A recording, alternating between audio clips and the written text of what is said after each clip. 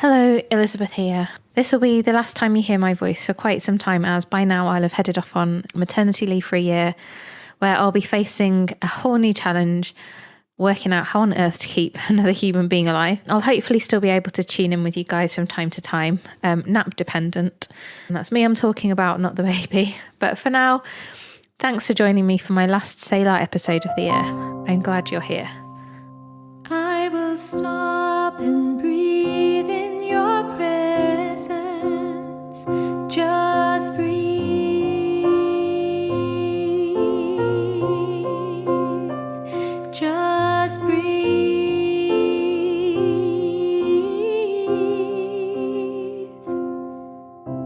When you hear the word change, what goes through your mind? Is it coins jangling about in your pocket? Do you think about the seasons changing? Or that phrase we use when we go away, having a change of scenery? Do you think about change in the workplace? Or when you're in a spring clean mode and want to change things around in your home? Do you think about changing things up when you want to get out of the norm? When you hear the word change, what kind of feelings or emotions are provoked in you? Are you someone who likes change? Or are you a creature of comfort and habit? One definition of the noun change that Google gives us is this: an act or process through which something becomes different. Personally speaking, when it comes to change, I'm not always as willing to accept and embrace it as I like to think. I am someone who likes a challenge and adventure, and therefore change can seem appealing or romantic. On paper, change can seem good, but the truth is that it can often be disruptive and uncomfortable, and not always as fun as we think it is. Change involves risk and shaking things up, and from my experience, almost always ends up looking different than how I played out things in my head. From painting a room to a bold colour, after many hours spent on Pinterest and deliberating in the B&Q aisles, to house moves and life changes. It was like that when I went to New Zealand. The thought of moving to the other side of the world, surrounded by Lord of the Rings scenery, appealed to my sense of adventure and desire to do things a bit differently. But once that decision was made, reality set in. There were so many things to prepare and get ready for. Lots of goodbyes to say, money to raise, and it gradually started sinking in that I would be 11,000 miles away from friends and family, and I was going to a place where I knew only 2 people. But risk and challenge wouldn't be risky and challenging if they didn't shake us up and push us out of our comfort zones. I remember landing in New Zealand, realising that I was going to have to be completely reliant on God for everything, for provision and for community, but that it would also mean that I had to step up and out of my comfortable little cocoon if I wanted to make friends and be able to embrace all that God had for me in that season. It was a huge learning curve, and I know in this next season of my life that I'm about to go on, that it will be another steep learning curve. No matter how much reading and research I do, no matter how many friends and family members I've talked to that have done this motherhood journey before me, I know nothing can possibly prepare me for what the reality is going to be. It's almost completely unknown, and I'm going to have to be completely reliant on God and trust that He'll equip me for the task at hand, even on the hardest and the most sleep-deprived of days.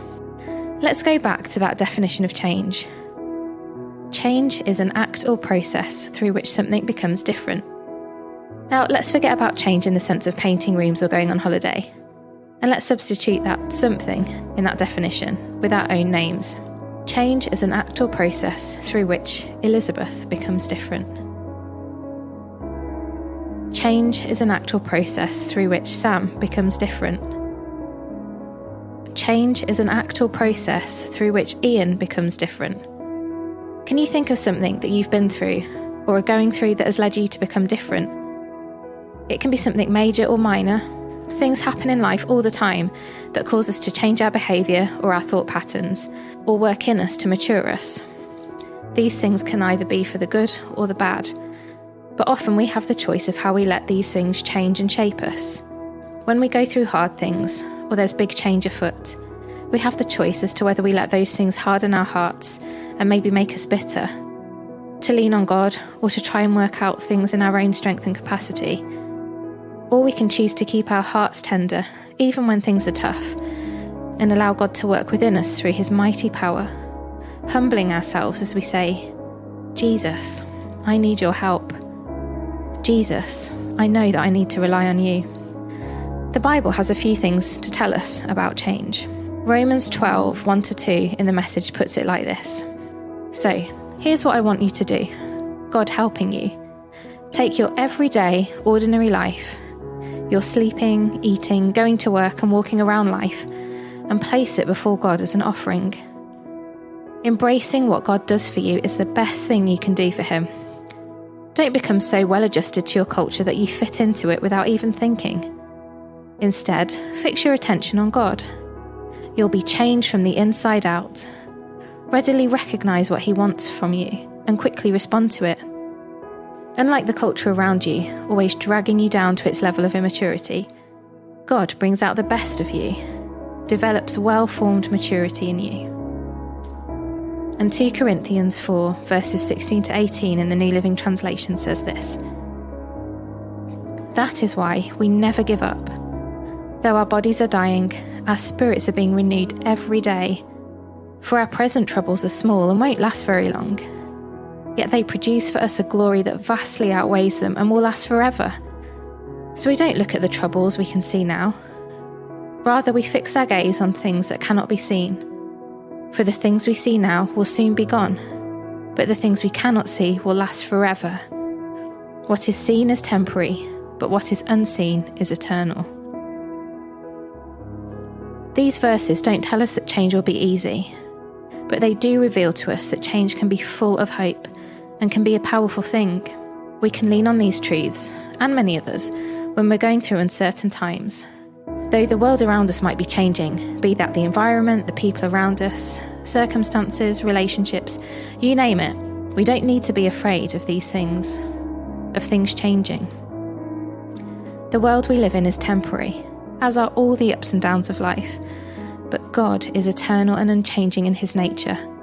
So even if things around us feel risky and uncertain, scary or exciting, he is the steadfast presence that we can cling to at all times and know that he isn't going anywhere. Hebrews 13 reminds us that Jesus is the same yesterday, today, and forever. And we can rest assured that that unchanging God is always with us as we navigate any change in our lives or in ourselves. And it's his desire to take us from glory to glory as we press into him during such times. Often, when we're walking through change in our lives, it's hard to see growth and development in the moment. It might even be difficult to see where God is in the middle of it all. But I don't know about you, but I often find that I'll look back on things and be able to see how far I've come or how much I've changed. I'll notice behaviours that have shifted, mindsets that have changed, and sometimes even beliefs that have been refined and shaped. And these things put me in a more secure footing of who I am, and also of who God is to me. I think back again to that time I had in New Zealand. In all the time that I was there, I never really noticed much change going on inside me, other than a few blindingly obvious things. But when I got back and had time, lots of time thanks to COVID, to think about the season that I spent on the other side of the world, I could really see the journey that I'd been on. I could see how painful things I'd carried in my heart all the way over there were no longer weighing me down or gripping hold of me. I could see how my confidence had grown, and how certain things that I'd attributed quite a lot of value and meaning to in the past suddenly weren't as important. I would even say that my faith simplified, yet went a lot deeper than it had been previously. And you know what? Sometimes other people won't see those kinds of changes, and sometimes they will, and that's okay. Now, as I head off for a year into the unknown and uncertainty, there are a lot of things that are both exciting and scary to me. I don't know what to expect, not just in terms of the practicalities and tangible changes that are afoot, but I don't know what to expect in terms of how this new season of life is going to change me. I know it will be hard, and I know it will be rewarding, and I so want to be able to surrender to the process and allow God to work in me and through me, and change and mould and shape me on this next adventure. It'll be a huge lesson in trusting in the Lord, but I know, as the verses we've looked at today remind us, that God will be with me, and I can fully trust in him and his unchanging nature, and that I can walk into the change that lies ahead without fear, because he walks beside me and has already gone ahead. Perhaps you too are facing some sort of change in your life. Whatever that looks like for you, my prayer is that you'd know that God walks beside you too, that he's cheering you on, and, as Psalm 34 says, that he's there to deliver you from all your fears, And in the midst of it all, he wants you to taste and see that he is good, in all things, at all times, and that you can rest in and rely on him, the solid rock on which you stand. I sought the Lord, and he answered me and delivered me from every fear. And those who look on him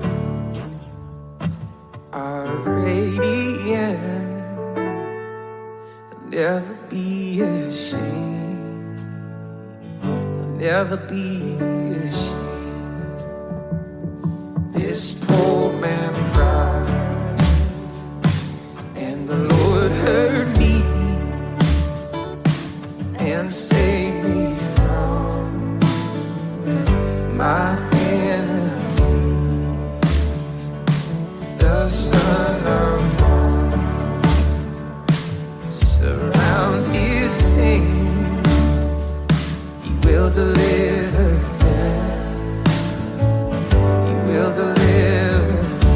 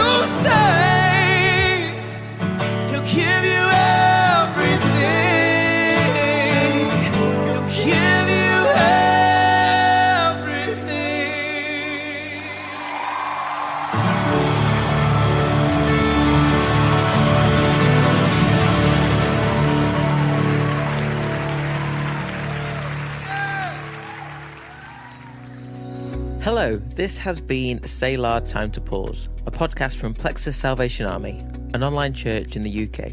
I'm Ian. I'm Elizabeth. And I'm Sam. If you've enjoyed journeying with us over these last few weeks, join us every Monday. Or any day that works for you. To spend time together, taking time out to pause, catch our breath, draw near to God and refresh our spirits. We share Bible teachings, reflections on songs we're listening to, and on what's going on in the world around us. As well as this, on the last day of the month, we look back and reflect, share any thoughts from our listener community, and ask what we can take from it into our daily living. What we call our personal So What's for the month. Join us, making us part of your regular routine, spending a few minutes to listen to what God might be saying to you.